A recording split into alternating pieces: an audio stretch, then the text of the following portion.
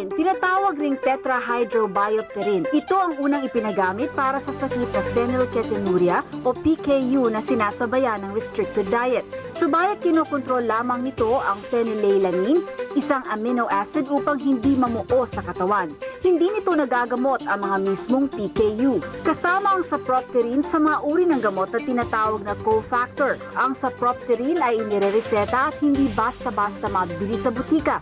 Bilog itong tableta na off-white o light yellow, batik-batik at may tatak na 177. Tinutunaw ito sa kalahati hanggang isang tasang tubig o apple juice. Paalala ng mga espesyalista sa mga umiinom nito, inumin ang gamot sa loob ng 15 minuto matapos tunawin. Sundin mabuti ang direksyon sa prescription label. Habang tumatagal, natural lang na nagbabago ang kulay ng tableta. Huwag mahiyang tanungin si Doc kung merong hindi naiintindihan. At kanina nga po ay napag-usapan natin ang phenylketonuria o PKU. Ngayon naman isa pang rare disease na tumatama sa mga sanggol ang hihimayin po natin. Ang tinatawag na maple syrup urine disease o MSUD. Pero bago yan, tunghayan po natin ang pinagdaraanan naman ng isang pamilya kung saan hindi lamang po isa kundi dalawa sa mga anak ang nagkaroon po ng MSUD. 17 anyos na si Genevieve, 10 taon naman si Angelo. Ayon sa kanilang inang si Dory Marco, mula pagkabata, matindi ang pinagdaan ng magkapatid dahil sa kanilang kakaiba at pambihirang sakit na maple syrup urine disease. Nung naamoy nila yung smell nung ihi niya, yung lampin, nag-consider na sila na MSUD. So, kumatos na kasi yung bata, 11 days nang kumatos si Jen noon. So sabi nila kailangan mag-peritoneal dialysis na kaagad. Tinaningan siya ng 72 hours. Nagda-dialysis, nag-extract na sila ng blood to confirm na talagang MSUD siya. Ilang araw pa lamang nang panganak si Genevieve noon, hirap na raw siya sa pagtulog, hindi makadede at iritable. Sintomas na pala iyon ng MSUD. Kasunod ni Genevieve, ganun din ang nangyari kay Angelo. Hindi naging madali para sa pamilya ni Dory ang naging sakit ng mga anak. Bukod sa isa itong rare disease, mahirap din ang maintenance ng kanilang pagkain. Espesyal na formulation milk lamang ang kanilang pwedeng inumin. At low-protein diet lamang ang pwede para sa kanila. Dahil sa epekto ng MSUD sa magkapatid, hindi naging normal ang paglaki ng mga bata. Sa bawat kilos nila ay kinakailangan nila ang taga-alalay. Ang pinaka-importanting gagawin mo talaga is ipagdasal mo na matanggap mo ng buong-buo yung sitwasyon. Pero anuman ang pinagdaraanan ng mga anak na si Genevieve at Angelo dahil sa kanilang sakit, handa naman daw silang mag-asawa na ipadama ang kanilang pagmamahal, anuman ang dala ng hinaharap. At pasyente nga po ni Dr. Padilla, itong sina Dory, sina Angelo and Genevieve. Apparently, 3 pala. 3 sila, namatay yung gitna. Lahat sila may MSUD. Kasi ang MSUD nakamamatay. Well, nakakamatay siya in the sense na marami kasing komplikasyon. Hindi to kamukha nung PKU kanina na parang mental retardation lang. Dito talaga dumadating sa punto na kapag hindi mo naagapan, pwedeng mamatay. Pero yung namatay ng gitna, hindi dahil sa MSUD. Kung ang tanda ko noon, meron siyang medical problem. Ang ibig sabihin noon, may mga sakit din silang pang ordinaryong bata. Okay? So yung gitna nito namatay long time ago. Bakit nga ho ba tinawag na maple syrup urine disease? Well, yung mga bata kasi amoy maple syrup, no? So kung tamis-tamis. Well, pumunta kayo sa grocery, magbukas kayo ng boteng maple syrup, yung nilalagay sa pancake, ganun ho ang amoy ng bata. Ihi, pawis, yung para sa tenga, lahat sila amoy maple syrup. Kaya nga nahuhuli. Batamis-tamis siya, kaya nung unang panahon, hindi akalain nila na meron palang sakit ang bata. Ang maple syrup urine disease ay yung unang kaso natin na diagnose nung siguro 1991, 1992. Okay?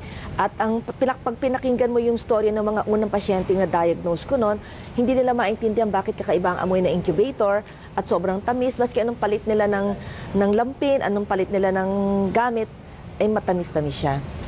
So may amoy. May amoy. Pero pagkapanganak, yung sinasabi ninyong 1 month, maaamoy ba nila na may amoy maple syrup yung anak nila? Kung sanay ang ilong mo, Kasi actually in the first few days, basta sobra na yung amino acids mo sa katawan, mangangamoy na talaga eh. Itong mga kamukha si Dory at saka ibang mga pasyente, 2 days pa lang alam na nilang meron eh. Pero sa isang doktor na hindi alam ang amoy ang maple syrup, baka hindi nila mahuli. Pero kung may newborn screening, sana mahuhuli. Kaya lang itong MSUD hindi pa kasama sa newborn screening. Bakit ho ganon? Yung dalawang mga anak ni Dory, pare-parehong may maple syrup urine disease. Kasi po, genetic din ito. So ganon yon kapag lahat yun anak mo magkakaroon? Hindi po. Pareho lang po ang PKU at saka MSUD. Ang magulang ay carriers. Pag sinabing carrier, pwede ka magkaroon ng isang anak na may MSUD. Kasi pwede ka rin magkaroon ng anak na normal. Okay? Kaya lang, hindi mo alam kasi kung ano ang mangyayari pag nanganak ka. So, nangyari kay Dory, yung 3 anak niya, lahat may MSUD. Pero marami akong ibang pasyente kung saan yung ibang anak ay normal. So, dito sa Pilipinas, marami ho ba ang may MSUD? Ang census namin ngayon, 95 na. 92 yata, 92 cases since 1992. Pero malamang marami pa, kaya lang hindi natin nahuhuli. Malamang yung iba patay, kaya hindi na natin nalaman. Nagkataon lang itong mga pasyenteng ito, yung kanilang mga pediatrician o kaya mga physician, nagduda, kaya ho napadala sa Maynila at napagawa ng test. What made you say po na feeling nyo mas marami pa? Kasi po, ito lang po yung nakakarating sa emergency room at nare-refer po sa amin. Pag na-refer po sa amin, magagawa namin ng tamang test. Ang test po doon, i-check natin yung levels ng 3 amino acid na leucine, valine, isoleucine.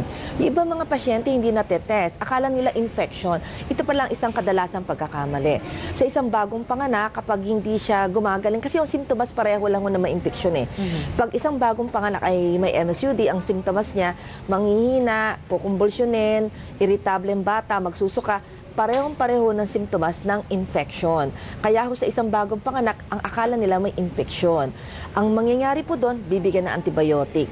Ngayon po, syempre, kapag, kaya lang naman po nagkaroon ng simptomas ang bata kasi sobra po yung kanyang gatas na regular. Naging lason po sa katawan. Kaya parang may manifestation infection. So, ang pag may sakit ang bata, ayaw dumede, tatanggalin mo ang gatas. So, gagaling ang bata. So, ang sasabihin ng doktor ngayon ay gumagaling siya kasi gumaling sa antibiotic. Hindi po siya gumaling sa antibiotic. Gumaling po siya kasi tinanggal yung gatas. Pag binalik po yung gatas, ganun po ulit ang simptomas. Actually, patay sila by 2 weeks pag hindi ho naagapan. Ay, grabe. So, they're dead by 2 weeks. Wala nang magagawa talaga. Well, para ho kay Dory... Mahabol pa ba? Well, kay Dory, yung unang anak niya si Jen, nagdialysis. So, ginagawa po dyan, linilinis ang katawan, Nagdadialysis, linilinis ang katawan para sila ay buhay.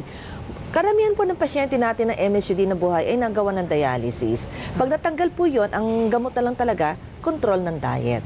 Nabanggit kanina sa video na gatas lang ang kanilang iinumin. Hindi naman po. Pwede ho silang kumain ng regular na pagkain, pero susukatin pa rin ng protina. So, ito po yung special milk na sinasabi kanina ni Dory. Sukat na sukat. Ito po kasi wala po ng 3 amino acids na bawal. Okay? So, pag sinabi kong wala yung bawal, pwede niya inumin ito. Pero Doc, ulitin lang natin, hindi ho ito gamot. Hindi ito gamot para diet sa kanila. Po ito. Diet lang. Hindi po wala pong gamot. Hindi po pwedeng. Pag sinabi kasing gamot, gagaling ka eh. Ang gamot, ang pag-aalaga ho ng isang batang may MSUD ay sisiguraduhin nyo na tama lang ho yung proteinang natatanggap ng bata. Uulitin ko, hindi bawal ang breastfeeding. As a matter of fact, we encourage the families to breastfeed or to extract their milk. Kaya lang po, susukatin natin. Maraming salamat, Doc. Mamaya naman po ikutin po natin ang ating medical mission at kukumustahin din ang ilulunsad na Grand Kapamilya Negosyo Fair sa SMX Mall of Asia sa pagbabalik po ng Salamat, Doc. Kaya wag po kayong bibitiw.